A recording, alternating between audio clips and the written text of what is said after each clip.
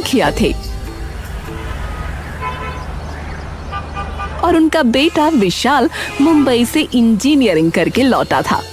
पूरे गांव में उसके स्वागत की धूम थी। देखो सुखपुरा वालों, मेरा बेटा इंजीनियर है, इंजीनियर। अब गांव की तकदीर बदलेगी। अरे अरे अरे चौधरी साहब की जय, जय चौधरी साहब की जय। पापा, मैं ऐप बनाऊंगा, सारी समस्याएं खत्म करूंगा। भैया, गाय चोरी की समस्या का भी ऐप है क्या? हाँ भाई, जीपीएस चिप लगाओ गाय पर। बेटा, हमें तो बरसात चाहिए, क्या ऐप बादल लाएगा? बुआ जी, वेदर एप्लीकेशन है मेरे पास। बेटा, बादल ऐप से नहीं आसमान से आते हैं। अरे चुप, इन अनपढ़ों को क्या समझ। चौधरी साहब अपने बेटे की तारीफ कर रहे थे। भीड़ के एक कोने में रामू चुपचाप खड़ा सब देख रहा था। वो सीधा साधा किसान था जिसे दिखावा पसंद नहीं था। मुखिया जी, एक बात बताओ। अरे रामू, तू किसान है, तुझे क्या? जी, बस ये पूछना है कि विशाल क्या करेगा? बादलों को नोटिस भेजेगा?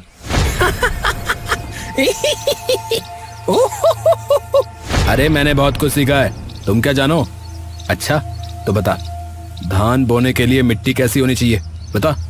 वो मुझे कोडिंग आती है, किसानी नहीं। जी, इसीलिए पूछ रहा हूँ कि आप क्या करेंगे।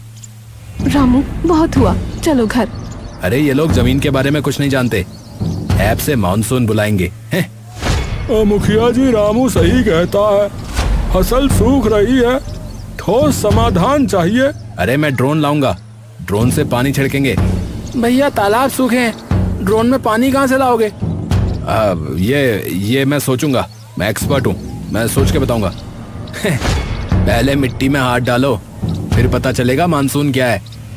चल सावित्री, खेत देखने चलें।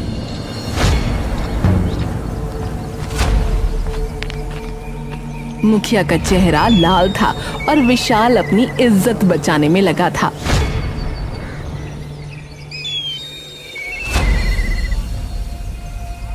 पूरे गांव की विशेष बैठक बुलाई गई।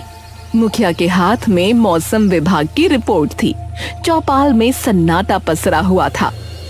अरे सुनो सब, मौसम विभाग ने चेतावनी जारी की है, इस बार भारी बारिश होगी।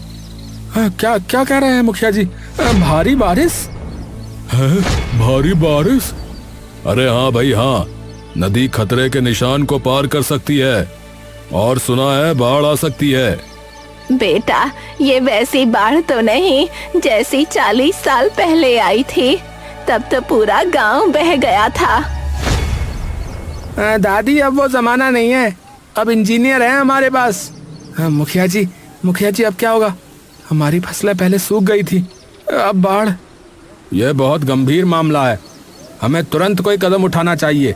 अरे रुको रुको, घबराने की कोई बात नहीं है। अरे क्या कह रहे हो विशाल भैया, क्या करोगे तुम? है क्या करोगे?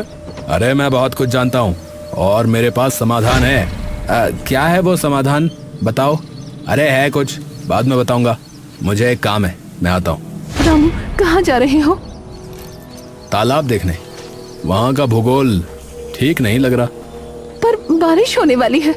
इसीलिए तो जा रहा हूँ, जब बारिश हो तभी पानी का रास्ता समझ आता है। रामू पंचायत से निकलकर सीधा पुराने तालाब की ओर चला गया। वो काफी देर तक नालियों, मिट्टी से भरे पानी के रास्तों और गांव के भूगोल को ध्यान से समझता रहा। देख, ये नाली बंद हो गई है, अगर यहीं से पानी रुका तो पूरा गांव डूब जाएगा। तो क्या करना चाहिए? पहले इसे खोलना होगा, फिर पुराने रास्ते को साफ करना होगा, पर अब देर हो गई लगता है। कुछ ही घंटों बाद आसमान ने अपना रंग बदल लिया। पहले हल्की फुहारें पड़ी, फिर देखते ही देखते बादलों ने पूरे सुखपुरा को अपने आगोश में ले लिया।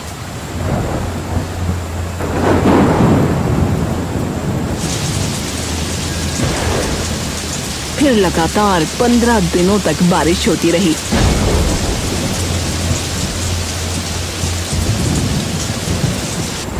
अरे भगवान, बारिश तो थमने का नाम ही नहीं ले रही। मेरी कोठी में पानी घुस गया है बेटा, क्या होगा? ए दादी, ऊपर चलो, नीचे मत रहो। अरे भैया, हमारी फसलें तो पूरी तरह से डूब गई, अब क्या खाएंगे? अरे मेरे घर की दीवार में दरार आ गई है भैया, लगता है गिर ना जाए। बच्चे स्कूल नहीं जा पा रहे, सारे रास्ते पानी से भर गए। मच्छरों का आतंक बढ़ता जा रहा है, मलेरिया और डेंगू फैल सकता है, सावधानी बरतो। डॉक्टर साहब, मेरे बच्चे को बुखार है, कुछ करिए डॉक्टर साहब। हालात बिगड़ते देख लोग एक बार फिर चौपाल पहुंच गए। मुखिया गंभीर चेहरा बनाकर सबकी बातें सुन रहे थे। अरे सुनो सब, इस बाढ़ से बचने का सबसे टिकाऊ और सबसे सस्ता समाधान जो भी बताएगा उसे 5 लाख रुपए और पूरे गांव के रक्षक की उपाधि दी जाएगी, समझे? हैं? 5 लाख? हाँ, 5 लाख? अरे भाई वाह, मेरी योजना है।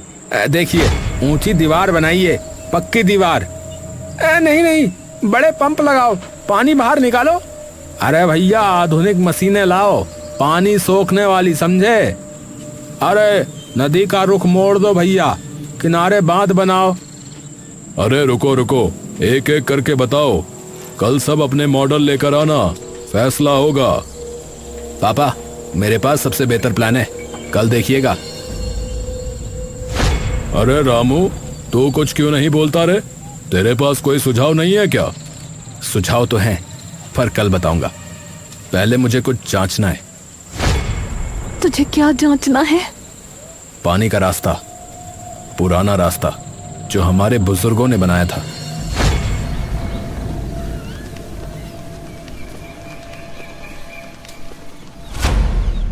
पंचायत में सभी अपने अपने मॉडल लेकर पहुंचे। किसी ने नक्शे बनाए थे, किसी ने लकड़ी के छोटे छोटे मॉडल तैयार किए थे।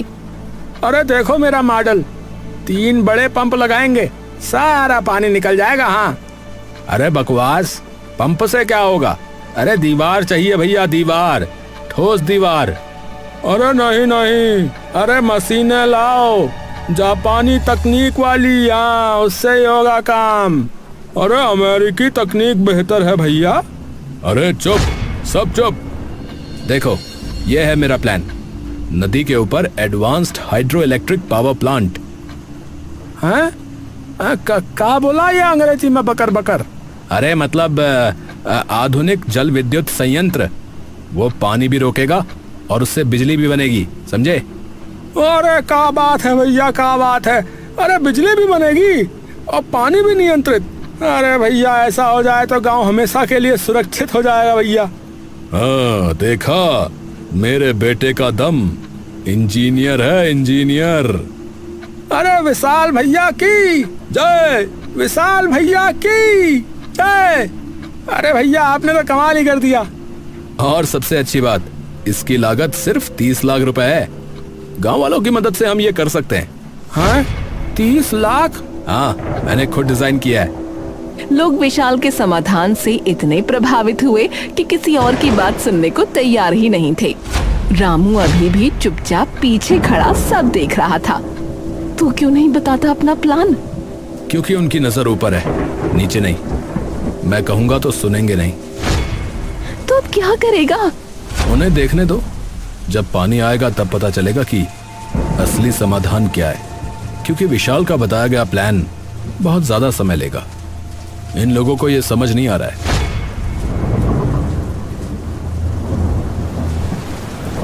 उसी रात मूसलाधार बारिश के बीच गांव के पूर्वी छोर पर एक पुराना मकान अचानक भरभरा कर गिर पड़ा। उसमें रहने वाली एक बुजुर्ग महिला और उसका पोता मलबे में दब गए। अरे अरे भैया, अरे मकान गिर गया हो, अरे कोई बचाओ। अरे भैया, क्या होगा अब इसका? अरे जल्दी करो भैया, अरे जल्दी मलबा हटाओ, अरे लोग दब गए हैं। तो आप आपको आज की स्टोरी अच्छी लगी और सीखने को मिली है तो लाइक शेयर सब्सक्राइब जरूर कीजिएगा। धन्यवाद।